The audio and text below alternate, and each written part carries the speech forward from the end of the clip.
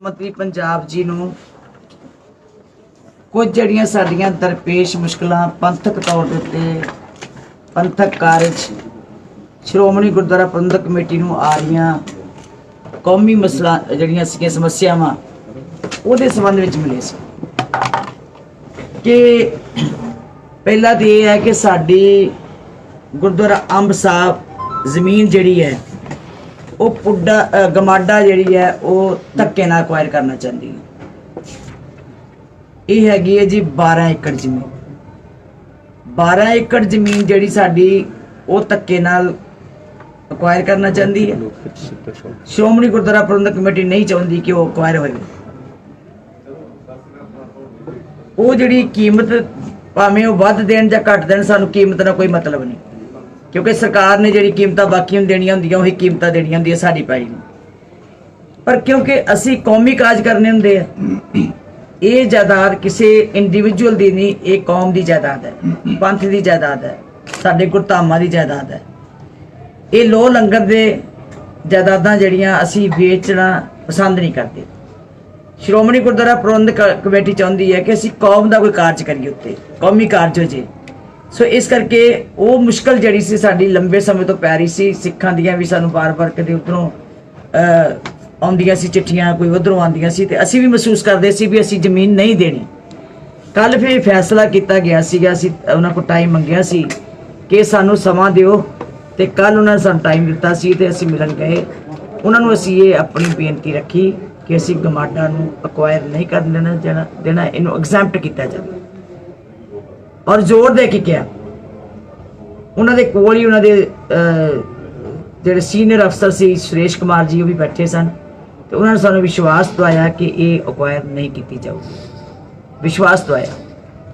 तो असी फिर अज मैं तुहाडे राहीं भी सुनेहा देनी चाहनी है, बेनती करनी चाहनी है चीफ मिनिस्टर साहब नूं कि मानयोग मुख्यमंत्री जी जिस तरह कल तुसीं सानू बहुत विश्वास दवाया तो सानू आस है कि तुसीं इहनूं अक्वायर नहीं करोगे, एग्जैम्प्ट कर दोगे। क्योंकि साडी श्रोमणी कमेटी नहीं चाहती, श्रोमणी गुरद्वारा प्रबंधक कमेटी संस्था नहीं चाहती कि वह जमीन जी है गमाडा साडी अक्वायर करे।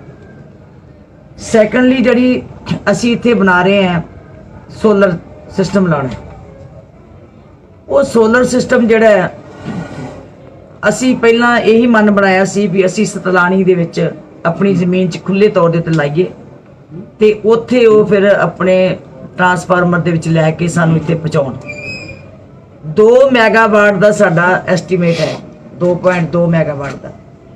वो 2 मैगावाट जी बिजली है वो सानू तां मिलती है जे सारी असी खुले तौर के उत्ते थां दे उत्ते लाइए, क्योंकि असी उस तो बाद सानू जिन्होंने कहा कि नहीं मंजूरी मिलनी, पता लगा सी नहीं मंजूरी मिलनी, ये सिस्टम बंद करता, ये पॉलिसी बंद हो गई है। तो असी फिर सोचा कि ये सारियां छत्तां असी एस्टीमेट लाया, सारियां सरावां, सारा दीवान हाल सारियां दे एस्टीमेट लाए, ਉਹਦੇ ਵਿੱਚ निकलिया कि कल्ला 1 मैगावाट बिजली लग रही है, 1 मैगावाट। और ਜਿਹੜੇ साडी सेवा करने वाली संस्था है वो चाहती है कि ਅਸੀਂ 2 मैगावाट लवा दईए। ਹਾਂਜੀ, ਉਹਦੇ संबंध ਵਿੱਚ ਅਸੀਂ ਇਹਨਾਂ ਨੂੰ चिट्ठी लिखी सी, फाइल भेजी सी चीफ मिनिस्टर साहब ਨੂੰ, लेकिन ਉਹ ਸਾਨੂੰ कोई ਉਹਦੇ उत्तर नहीं सी आया। असी महसूस किया कि एक बार आप जाके बेनती कर लीए चीफ मिनिस्टर साहब नूं कि साडी वड्डी मुश्किल है, 40-40 लाख 50-50 लाख 30-30 लाख कदी वख-वख समय के हिसाब नाल साडा बिल आउंदा है बिजली का, तो वह बिजली का बिल जिहड़ा सानूं बहुत महंगा पैंदा है। तो कृपा करके सानूं ये मंजूरी दे दो, भावें तुसीं स्पैशल मंजूरी देनी होवे वो दे दो। और मैनूं इस गल दी छत्ता भी लाने वास्ते नहीं, असी उन्हें कहा कि सतलानी दी साडी जमीन है खुली, असी ओहदे विच लवा लीए तो 2 मैगावाट जिहड़ा साडा वो बिजली का प्रबंध हो जाए। फिर उन्होंने कल सानू यकीन दवाया इस गल का भी, ते नाल ही कह दिता सुरेश कुमार जी नूं कि तुसी डिप्टी कमिश्नर खैरा साहब नूं कहो कि इन्हां दे नाल ही कारज करन ते बिजली गुरु घर का पैसा वेस्ट नहीं लगना चाहिए, इन्हां दा खर्च नहीं होना चाहिए इन्ना। उस दा भी सानू विश्वास मिलिया कि वो कर देंगे, तो मैनू भी लगता कि वो करनगे जिस तरह के उन्होंने हुंगारा सी करनगे। और तुहाडे राहीं फिर मैं बेनती करनी चाहनी है, कई बार इस तरह होंदी है कि अणगहली हो जाती है जां अफसर भी भुल जाते हैं, तो मैं तुहाडे राहीं फिर बेनती करनी चाहनी है चीफ मिनिस्टर साहब जी नूं कि ये पंथक काज है, ये साडा गुरु घर का काज है, ये सारी संगत की ਬਹੁਤ ਵੱਡੀ ਪਰੇਸ਼ਾਨੀ ਬਣ ਜਾਂਦੀ ਹੈ। ਜੇ ਸਾਡਾ ਅੱਧੀ ਬਿਜਲੀ ਜੇ ਅਸੀਂ ਬਚਾਉਂਦੇ ਹਾਂ ਤੇ ਦੂਜੀ ਅੱਧੀ ਬਿਜਲੀ ਤੇ ਫਿਰ ਸਾਨੂੰ ਦੇਣੀ ਪੈਂਦੀ ਹੈ। ਸੋ ਇਸ ਕਰਕੇ 2 ਮੈਗਾਵਾਟ ਬਿਜਲੀ ਸਾਡੀ ਪੈਦਾ ਹੋ ਜਾਵੇ, ਸੋਲਰ ਰਾਈਸ ਹੀਟ ਪੈਦਾ ਹੋ ਜਾਏ, ਜਿਹਦੇ ਨਾਲ ਸਾਡੀ ਜਿਹੜੀ ਹੈ ਉਹ ਗੁਜ਼ਾਰਾ ਠੀਕ ਹੋ ਜਾਏ, ਸਾਡਾ ਖਰਚ ਜਿਹੜਾ ਉਹ ਬਚ ਜਾਵੇ। ਤੀਜੀ ਗੱਲ ਜਿਹੜੀ ਹੈ ਕਿ ਸਾਡੀਆਂ ਸਰਾਵਾਂ ਜਿਹੜੀਆਂ ਬਹੁਤ ਸਾਰੀਆਂ ਸਰਾਵਾਂ ਦੀਆਂ ਸਾਨੂੰ ਨਕਸ਼ੇ ਨਹੀਂ ਪਾ ਸਕਦੇ। ਉਹਦੇ ਕੀ ਕਾਰਨ ਹੈ? ਅਸੀਂ ਉਹਨਾਂ ਕੋਲ ਗਏ ਸੀ ਕਿ ਅਸੀਂ ਬਹੁਤਾਤ ਸੰਗਤ ਆਉਂਦੀ ਹੈ ਲੱਖਾਂ ਦੀ ਗਿਣਤੀ ਵਿੱਚ, ਅਸੀਂ ਬੜੇ ਪਰੇਸ਼ਾਨ ਹੈ। ਤਕਰੀਬਨ 2000 ਕਮਰਾ ਸਾਡੇ ਕੋਲ ਆਲਰੇਡੀ ਹੈ ਤੇ ਅਸੀਂ ਚਾਹੁੰਦੇ ਹਾਂ ਕਿ ਅਸੀਂ ਆਪਣੀ ਜਿਹੜੀਆਂ ਸਰਾਵਾਂ ਹੋਰ ਬਣਾਈਏ, ਸਾਡੇ ਨਕਸ਼ੇ ਪਾਸ ਕਰਨ ਵਾਸਤੇ ਜਿਹੜਾ ਇਹ ਅਲਾਉ ਕੀਤਾ ਜਾਵੇ। ਉਹ ਵੀ ਉਹਨਾਂ ਨੇ ਸਾਨੂੰ ਯਕੀਨ ਦਵਾਇਆ ਕਿ ਨਕਸ਼ੇ ਪਾਸ ਹੋਣਗੇ, ਚਿੰਤਾ ਨਾ ਕਰੋ, ਤੁਹਾਡੇ ਗੁਰੂ ਘਰ ਦੀ ਥਾਂ ਕਿਹੜੀ ਰੋਕ ਸਕਦਾ ਕੋਈ। ਸੋ ਇਹ ਚੀਜ਼ਾਂ ਐਸੀਆਂ ਸੀ।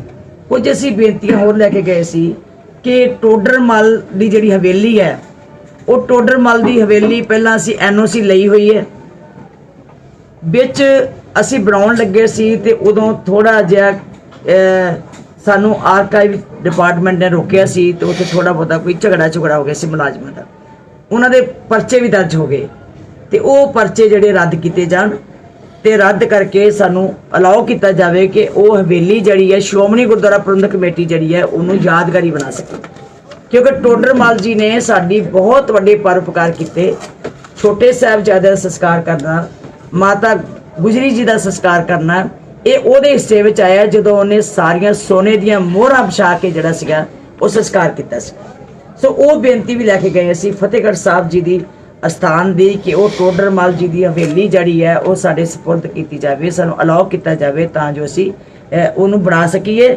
ਕਿਉਂਕਿ ਸਾਡੇ ਕੋਲ ਬਹੁਤ ਵੱਡੇ ਵੱਡੇ ਸੇਵਾਦਾਰ ਜਿਹੜੇ ਆ ਉਹ ਸਾਨੂੰ ਬਾਰ-ਬਾਰ ਰਿਕੁਐਸਟ ਕਰ ਰਹੇ ਆ ਕਿ ਬੀਬੀ ਜੀ ਛੇਤੀ ਕਰੋ, ਅਸੀਂ ਇਹਨੂੰ ਬਣਵਾ ਦਿੰਦੇ ਹਾਂ ਤੁਹਾਨੂੰ। ਸਾਡੇ ਕੋਲ ਸਪਾਂਸਰ ਨੇ ਉਹਦਾ ਕੰਮ ਕਰਨ ਵਾਸਤੇ, ਅਸੀਂ ਚਾਹੁੰਦੇ ਹਾਂ ਕਿ ਉਹਨੂੰ ਯਾਦਗਾਰੀ ਤਰੀਕੇ ਦੇ ਨਾਲ ਉਹਨੂੰ ਬਣਾਇਆ ਜਾਵੇ।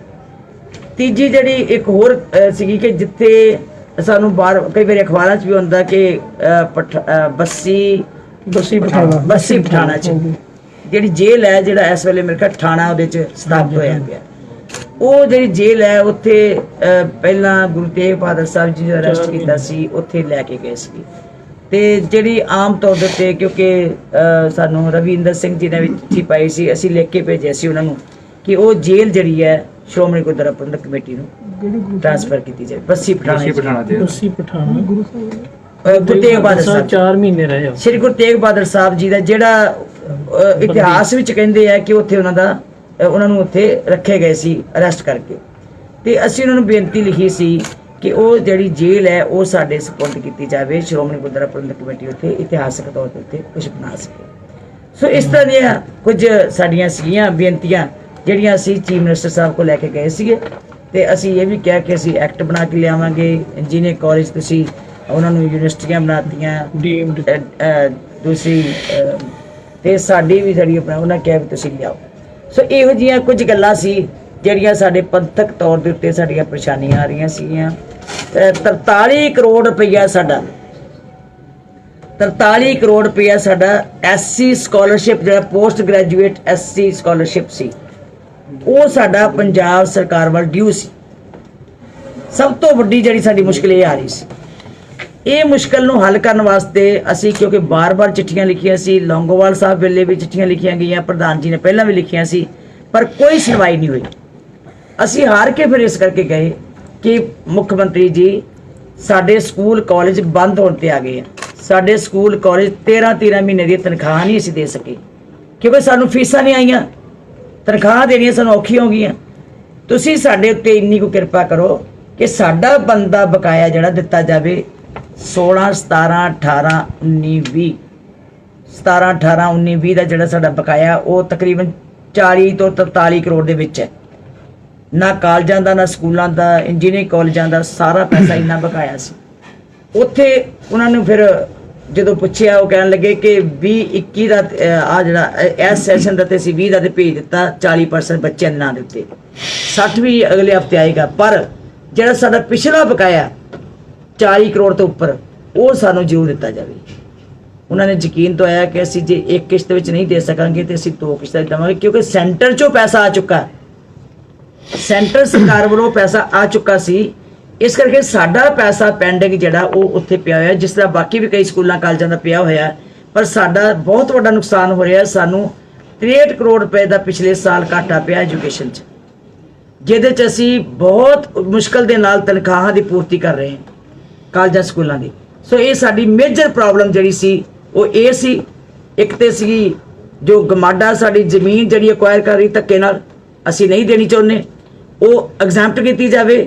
ਮੁਹਾਲੀ ਵਿਖੇ ਜਿਹੜੀ ਸਾਡੀ ਜ਼ਮੀਨ ਦਾ ਸੀਗਾ ਧੱਕਾ ਹੋ ਰਿਹਾ ਸਾਡੇ ਨਾਲ। ਦੂਜਾ ਸਾਡੀ ਮੁਹਾਲੀ ਅੰਬ ਸਾਹਿਬ ਗੁਰਦੁਆਰਾ ਸਾਹਿਬ ਦੀ ਦੂਜੀ ਜਿਹੜੀ ਸੀਗੀ ਕਿ ਸਾਡਾ 43 ਕਰੋੜ ਰੁਪਏ ਦੀ ਤਕਰੀਬਨ ਰਾਸ਼ੀ ਹੈ, ਉਹ ਜਲਦੀ ਜਿਹੜੀ ਹੈ ਉਹ ਰਿਲੀਜ਼ ਕੀਤੀ ਜਾਵੇ। ਤੀਸਰਾ ਜਿਹੜਾ ਸੋਲਰ ਦਾ ਮੇਜਰ ਪ੍ਰੋਬਲਮ ਸੀ, ਉਹਦੇ ਵਾਸਤੇ ਗਏ ਆ। ਮੈਨੂੰ ਵਿਸ਼ਵਾਸ ਹੈ ਕਿ ਕੱਲ ਜਿਸ ਢੰਗ ਦੇ ਨਾਲ ਮੁੱਖ ਮੰਤਰੀ ਜੀ ਨੇ ਸਾਨੂੰ ਸੁਣਿਆ, ਤੇ ਆਸ ਹੈ ਕਿ ਜ਼ਰੂਰ ਉਹ ਛੇਤੀ ਤੋਂ ਛੇਤੀ ਸਾਡੀਆਂ ਮੁਸ਼ਕਲਾਂ ਹੱਲ ਕਰਨਗੇ। ਤੇ ਮੈਂ ਫਿਰ ਵੀ ਤੁਹਾਡੇ ਰਾਹੀਂ ਉਹਨਾਂ ਨੂੰ ਫਿਰ ਨਿਮਰਤਾ ਸਤ ਬੇਨਤੀ ਕਰਦੀ ਹਾਂ ਕਿ ਪੰਥ ਦੇ ਕਾਰਜ ਨੇ, ਇਹ ਕੌਮ ਦੀ ਬੜੀ ਵੱਡੀ ਸੰਸਥਾ ਹੈ। ਇਸ ਸੰਸਥਾ ਦੀਆਂ ਮੁਸ਼ਕਲਾਂ ਜੇ ਸਰਕਾਰ ਨਾ ਹੱਲ ਕਰੇ, ਇਹ ਸਮਝ ਲਓ ਕਿ ਫਿਰ ਬੇਵਿਸ਼ਵਾਸੀ ਜਿਹੜੀ ਹੈ ਉਹ ਬਣੀ ਰਹਿੰਦੀ ਹੈ ਸਰਕਾਰ ਵਿੱਚ। ਸਰਕਾਰ ਕੋਈ ਹੋਵੇ, ਲੇਕਿਨ ਸੰਸਥਾ ਜਿਹੜੀ ਹੈ ਉਹ ਸਾਰੀ ਕੌਮ ਦੀ ਇੱਕ ਹੈ। ਇਸ ਕਰਕੇ ਕੌਮ ਦੇ ਕਾਰਜ ਨੂੰ ਕਰਨ ਵਾਸਤੇ ਸਰਕਾਰ ਨੂੰ ਬੜਾ ਸੰਸੀਅਰਲੀ ਇਹਨੂੰ ਕਾਰਜ ਕਰਨੇ ਚਾਹੀਦੇ। ਇਸ ਵਾਸਤੇ ਅਸੀਂ ਪਹੁੰਚੇ ਸੀ। ਜੀ ਕੋਈ 400 ਸਾਲਾਂ ਸੰਬੰਧੀ ਵੀ ਹੋਈ ਗੱਲਬਾਤ? 400 ਸਾਲਾਂ ਦੇ ਸਮਾਗਮ ਦੇ ਸੰਬੰਧ ਵਿੱਚ, ਕਿਉਂਕਿ ਮੈਂ ਉਹਨਾਂ ਨੂੰ ਦੱਸਿਆ ਸੀ ਕਿ ਅਸੀਂ ਪਹਿਲਾਂ ਹੀ ਆਲਰੇਡੀ, ਕਿਉਂਕਿ ਬੜੀਆਂ ਮੁਸ਼ਕਲਾਂ ਆਈਆਂ, ਅਸੀਂ ਤਿਆਰੀ ਕੀਤੀ ਸੀ ਖੁੱਲੇ ਪੰਡਾਲਾਂ ਦੀ ਨਿਊ ਅੰਮ੍ਰਿਤਸਰ ਦੇ ਵਿੱਚ, ਭਾਈ ਗੁਰਦਾਸ ਨਗਰ ਦੇ ਵਿੱਚ। ਲੇਕਿਨ ਹਾਲਾਤਾਂ ਨੂੰ ਵੇਖ ਕੇ, ਜਿੱਦਾਂ ਸਰਕਾਰਾਂ ਦੀਆਂ ਅੱਜ ਸਾਨੂੰ ਹਦਾਇਤਾਂ ਆ ਰਹੀਆਂ ਨੇ, ਉਹਨਾਂ ਨੂੰ ਵੇਖਦੇ ਅਸੀਂ ਮੰਜੀ ਸਾਹਿਬ ਦੀਵਾਨ ਹਾਲ ਦੇ ਵਿੱਚ ਸਮਾਗਮ ਕਰ ਰਹੇ ਹਾਂ। ਔਰ ਮੈਂ ਉਹਨਾਂ ਨੂੰ ਵੀ ਬੇਨਤੀ ਕੀਤੀ ਸੀ ਕਿ ਇਹ ਸਾਰਾ ਗੁਰੂ ਘਰ ਜਿਹੜਾ ਇਹ ਸਾਰੇ ਵਾਸਤੇ ਸਾਂਝਾ ਹੈ, ਤੁਸੀਂ ਵੀ ਦਰਸ਼ਨ ਦਿਓ ਆ ਕੇ, ਨਾਲੇ ਮੱਥਾ ਟੇਕੋ ਤੇ ਨਾਲੇ ਗੁਰੂ ਤੇਗ ਬਹਾਦਰ ਸਾਹਿਬ ਜੀ ਜਿਹਦਾ ਪ੍ਰਕਾਸ਼ ਹੋਇਆ ਜਿੱਥੇ ਗੁਰੂ ਕੇ ਮਹਿਲ ਦੇ ਵਿੱਚ, ਉੱਥੇ 1 ਮਈ ਨੂੰ ਸਵੇਰੇ ਅਖੰਡ ਪਾਠ ਸਾਹਿਬ ਦੇ ਭੋਗ ਵੀ ਪੈਣੇ ਹੈ, ਬਾਅਦ ਚ ਦੀਵਾਨ ਵੀ ਸੱਜਣੇ ਹੈ, ਲਗਾਤਾਰ ਇਹ 3 ਦਿਨ ਸਮਾਗਮ ਚੱਲਣੇ ਹੈ ਤੇ ਤੁਸੀਂ ਸਾਰੇ ਵੀ ਉੱਥੇ ਸ਼ਾਮਲ ਹੋਵੋ। ਪਰ ਕਿਉਂਕਿ ਕੋਵਿਡ ਦਾ ਸਮਾਂ ਹੈ, ਕੌਣ ਆਉਂਦੇ ਹੈ ਕੌਣ ਨਹੀਂ ਆਉਂਦੇ ਇਹ ਉਹਨਾਂ ਨੇ ਦੇਖਣਾ, ਪਰ ਅਸੀਂ ਆਪਣੇ ਵੱਲੋਂ ਉਹਨਾਂ ਨੂੰ ਬੇਨਤੀ ਕੀਤੀ ਹੈ ਕਿ ਉੱਥੇ ਆ ਕੇ ਦਰਸ਼ਨ।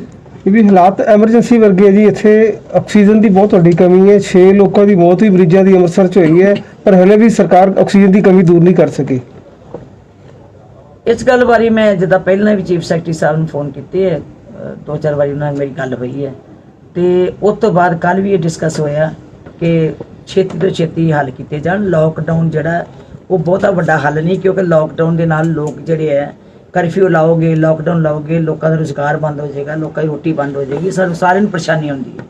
ਲੇਕਿਨ ਇਹਦਾ ਇਲਾਜ, ਸਾਲ ਦੀ ਬਿਮਾਰੀ ਚੱਲ ਰਹੀ ਸੀ, ਇਹਦਾ ਇਲਾਜ ਸਾਨੂੰ ਅੱਜ ਤੱਕ ਕੱਢ ਲੈਣਾ ਚਾਹੀਦਾ ਸੀ, ਇਹਦਾ ਹੱਲ ਕੱਢਣਾ ਚਾਹੀਦਾ ਸੀਗਾ।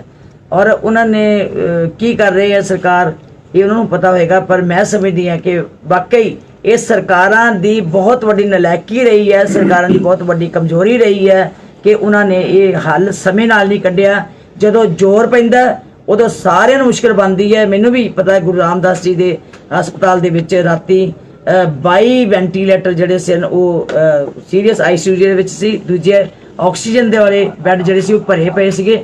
ਤੇ ਮੈਂ ਸਮਝਦੀ ਹਾਂ ਕਿ ਆਕਸੀਜਨ ਨਾ ਹੋਵੇ ਤੇ ਜਿਹੜਾ ਮਰੀਜ਼ ਹੈ ਉਹਦਾ ਬਚਣਾ ਬੜਾ ਔਖਾ ਹੁੰਦਾ ਹੈ। ਸੋ ਇਸ ਕਰਕੇ ਸਰਕਾਰ ਨੂੰ ਬੜਾ ਇਹਦੇ ਲਈ ਸੀਰੀਅਸ ਸਟੈਪ ਚੁੱਕਣੇ ਚਾਹੀਦੇ ਔਰ ਬੜੇ ਉਦਮ ਕਰਨੇ ਚਾਹੀਦੇ ਤਾਂ ਜੋ ਇਹ ਸਾਡਾ ਜਿਹੜਾ ਹੱਲ ਹੋ ਸਕੇ। ਵੀ ਸ਼ਨੀ ਐਤਵਾਰ ਦਾ ਮੁਕੰਮਲ ਲਾਕਡਾਊਨ ਲਗਾ ਦਿੱਤਾ ਗਿਆ, ਜਦਕਿ ਸਮਾਗਮ ਵੀ ਆਪਣਾ ਸ਼ਨੀਵਾਰ ਦਾ।